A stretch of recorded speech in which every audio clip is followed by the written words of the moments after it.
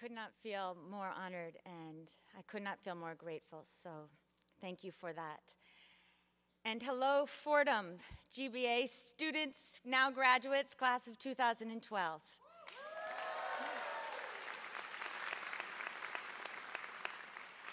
Speaking of beautiful, you all, each and every one of you, are so beautiful. Tonight is so beautiful. Those babies cooing and crying, reminding us of what life is really about, are so beautiful, too. And like us, they just want to be heard. So I thank you, Dean Gauci, Father McShane, Dr. Friedman, Mr. Tognino, esteemed members of the Board of Trustees, distinguished faculty and staff, proud parents, loving grandparents, inspired siblings, and friends. I'm so proud to be celebrating with all of you tonight, and especially to the class of 2012. You have earned this moment, and so I want you to look around, pull it in, take just a minute to recognize the hard work, the long hours. So many of you left families, work part-time, really put your whole selves into being here tonight. And life goes so fast, breakneck pace, and it's really important to live life in the minutes. So know in your heart, your body and soul, that you did it. You really did it. Congratulations.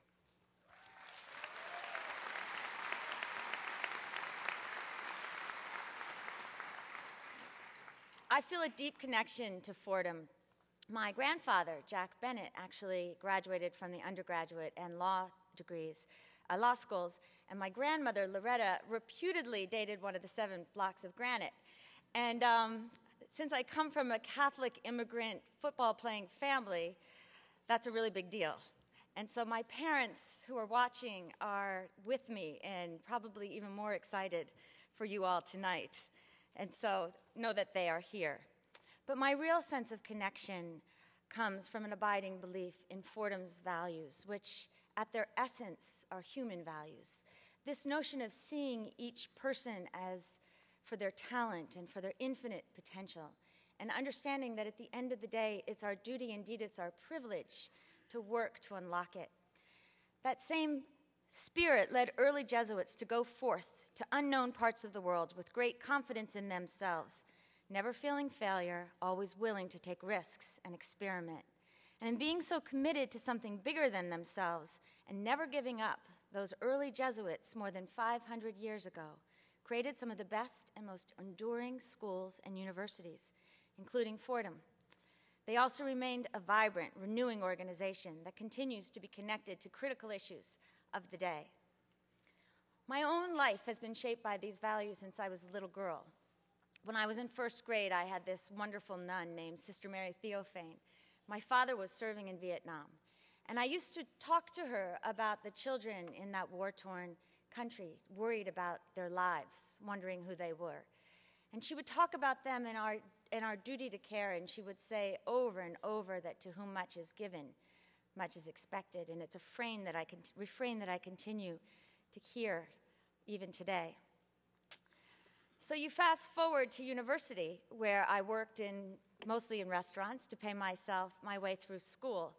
And at the end of my university experience, I decided that I'd worked so much that I really thought it would be a good idea to take some time off before I started my career in the real world. As you can imagine, my parents didn't think that was such a great idea, but they're incredibly wise people.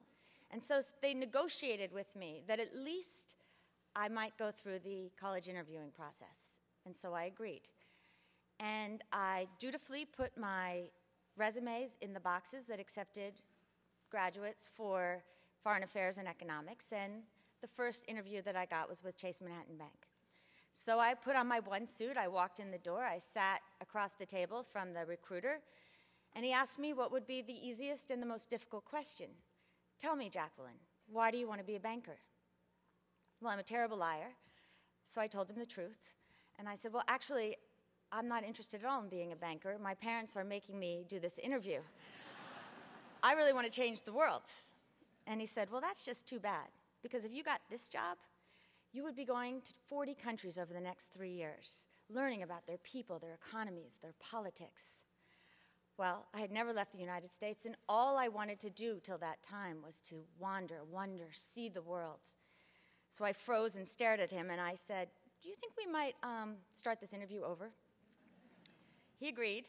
I left the room. I knocked on the door, extended my hands, reintroduced myself, sat down, and he asked me the question again. "So tell me, Ms. Novogratz, why do you want to be a banker?" And I said, "Ever since I was 6 years old, all I ever wanted to be was a banker." Shockingly, I got the job. And I discovered that I loved banking. I loved the way you could take money and invest it in entrepreneurs and ideas and see those ideas turn into jobs and sometimes into things of beauty. And I loved walking through the Wall Street with its giant, great towers, holding my briefcase, feeling connected to the world of international finance. What I didn't love was that the poor were nowhere in the mix. I didn't love that the poor themselves were often too intimidated to walk into the doors of the banks, and that the banks felt it was too risky, too expensive, too difficult to lend to low-income communities. So I ultimately left my career on Wall Street, and I moved to Kigali, Rwanda, where I ended up with a small group of women starting that country's first microfinance bank. And I saw that indeed a small group of people really can change the world. I also learned then how development worked, and I saw how it didn't work. And I came to understand that dignity is more important to the human spirit than wealth. I have spent all the years of my life since then trying to hone and understand really what dignity means and what it takes to extend to all people. And ultimately, I learned that dignity is about knowing you have choice and opportunity to make your own decisions. I learned that dignity is about being seen. It's about being heard. And that dignity is about knowing and believing that there is a real correlation between your own hard work and the life that you can create for yourself and your children. To me, one of the biggest challenges to the dream of a world in which everyone can live with dignity is the yawning gap between rich and poor. And I believe that building a new, more sustainable, and inclusive capitalism is part of the solution. Think about it. The wealthy live better today than kings and queens did in history. 1.5 billion people among us, 1 in 5, have never had a glass of clean drinking water. That same number of people have never been able to walk into their tiny shack and flip on a switch to have clean and safe, affordable light. And 1 in 3 of us have no access to a toilet. And in the words of my young nephew, Christian, that isn't good for any of us.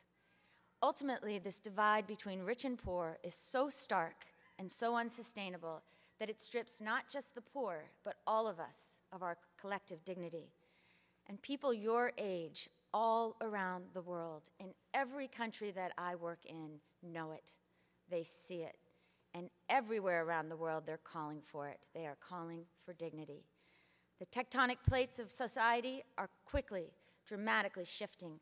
You can hear them creaking, pushing, moving to fever pitch with the Arab Spring, clanging with the dissonance of the financial movement, singing the hope of the Occupy movement. Planet Earth is swirling, full of possibility, yet somehow tumbling with confusion, seemingly not knowing which way is up. And everywhere, people are asking, where are our leaders? For my work with Acumen, I am privileged to work with entrepreneurs who use tools of business to solve problems where governments have failed and markets refuse to go. They are bringing basic services like water, healthcare, housing, energy. They are battling lack of infrastructure, corruption, and layer upon layer of bureaucracy. The path is difficult. It is long, and it can be thankless for big stretches of time. But these entrepreneurs are succeeding in building the new models for what the world needs to solve its toughest, most intractable problems. These entrepreneurs are proving that business itself can be a noble pursuit.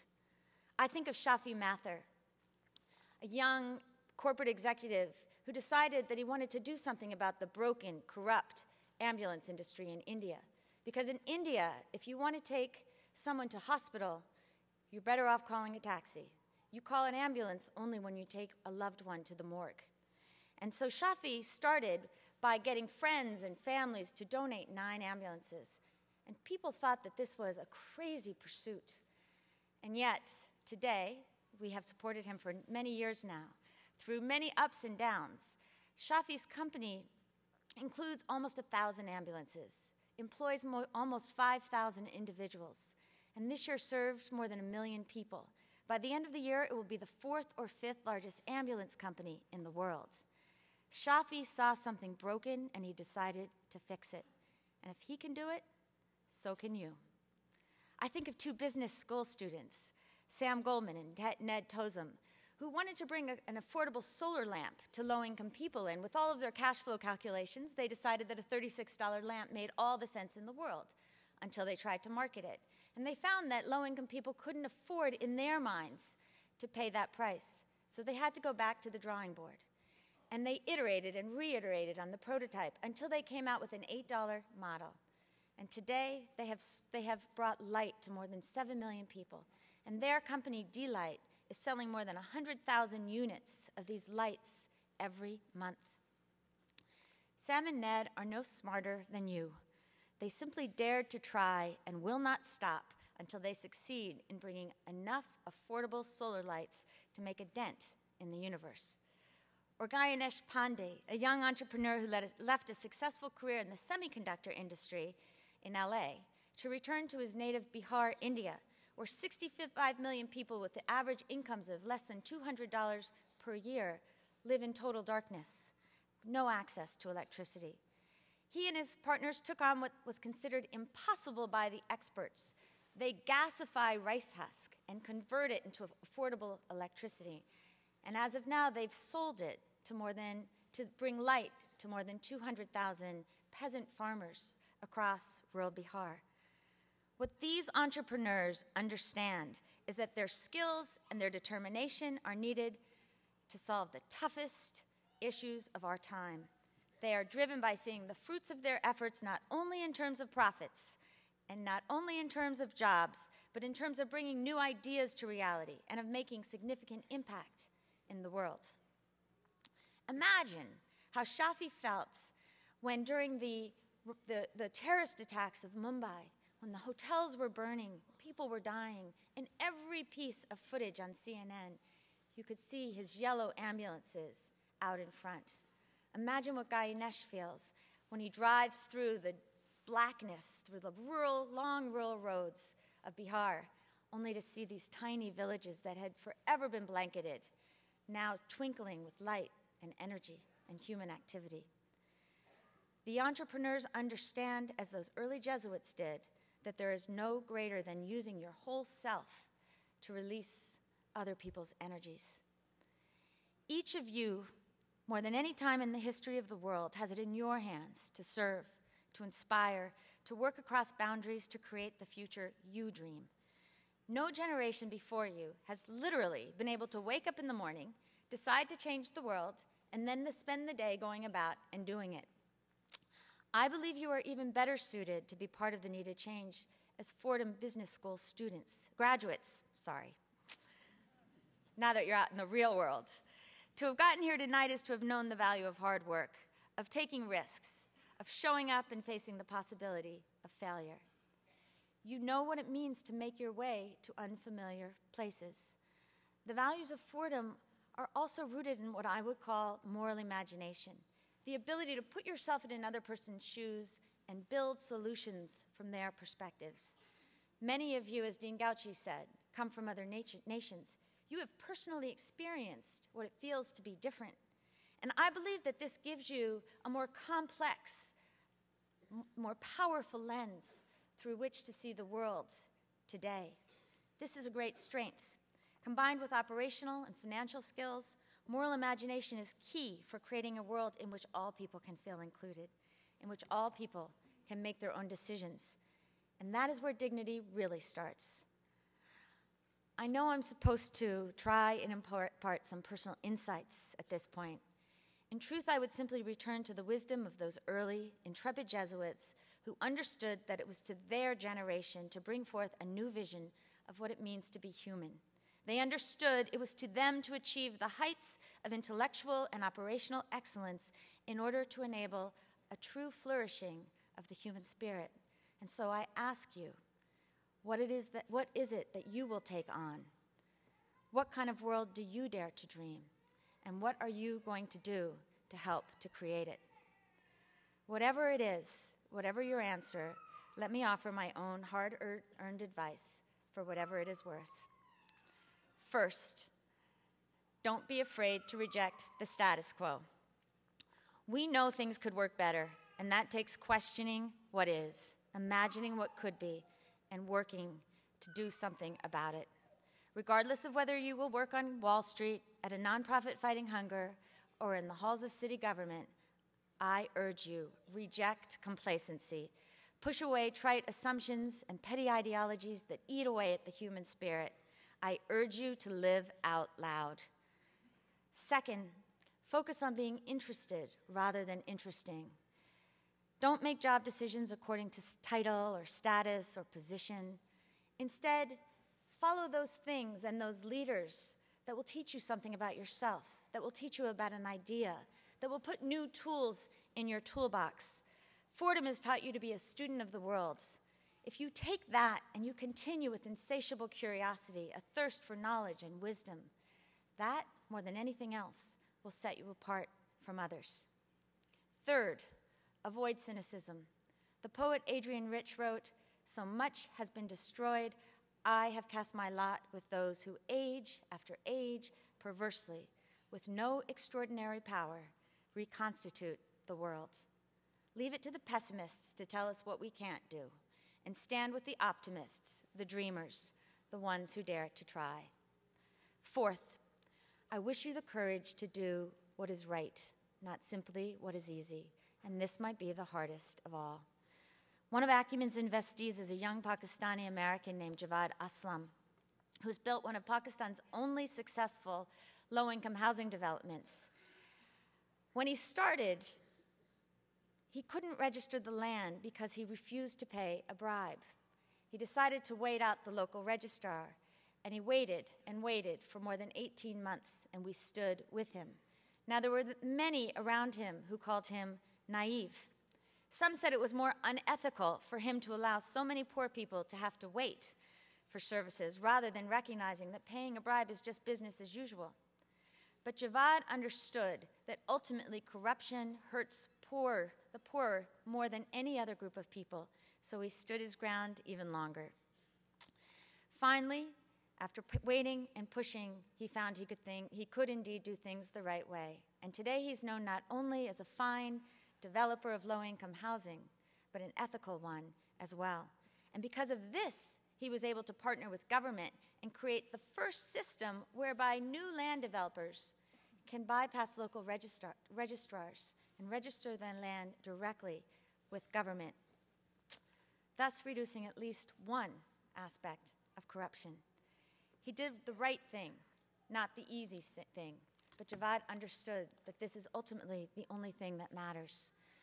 The turbulence and transition of today's changing world offers enormous opportunities for gain, for gaming broken systems. Too many take what looks like the easy way to the top, justifying it with all the good they can do after. Don't be fooled by it. Don't let your principles slide ever, even if everyone is doing it, for it truly is a slippery slope. And I have seen time and time again that all we truly have is our reputation. Fifth, live the questions. For Javad and Shafi and the other entrepreneurs, including myself, there was and is no roadmap. Each of us simply is pursuing a dream. Each of us is building our own path, step by step. Each of us started the work, and we are letting the work teach us. Each of us continues to learn every day, and that perhaps is the greatest treasure of all. Instead of seeking easy answers, my wish for you is that you learn to live the questions.